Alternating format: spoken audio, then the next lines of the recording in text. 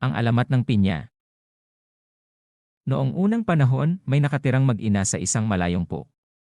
Ang ina ay si Aling Rosa at ang kanyang anak ay si Pinang.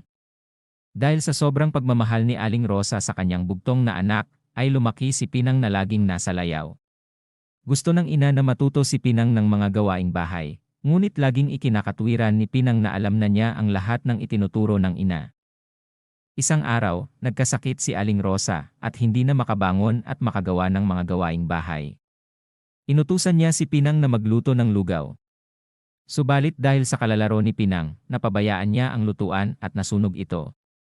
Naging masama ang pakiramdam ni Aling Rosa dahil sa nangyari, ngunit napasensya na lang siya dahil nakapagsilbi naman sa kanya ang kanyang anak kahit paano.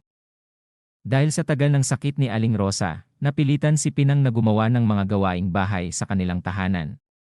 Ngunit dahil sa katigasan ng kanyang ulo, hindi siya magaling sa mga gawaing bahay at laging nagtatanong sa kanyang ina kung saan makikita ang mga gamit. Naiinis na si Aling Rosa sa kalituhan ng kanyang anak at sinabi na sana'y magkaroon siya ng maraming mata upang makita niya ang lahat ng bagay. Isang araw, umalis si Pinang upang hanapin ang nawawalang sandok. Kinabukasan, hindi na nakabalik si Pinang at nag-alala ang kanyang ina. Hinanap niya ang kanyang anak sa buong lugar, ngunit hindi na ito nakita.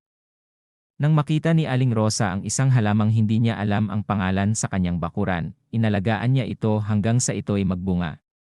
Sa kanyang pagkamangha, nakita niya ang bunga na hugis ng ulo ng tao na napapalibutan ng maraming mata. Naalala niya ang huli niyang sinabi kay Pinang at napagtanto niya na ang halamang ito ay sagisag ng kanyang anak.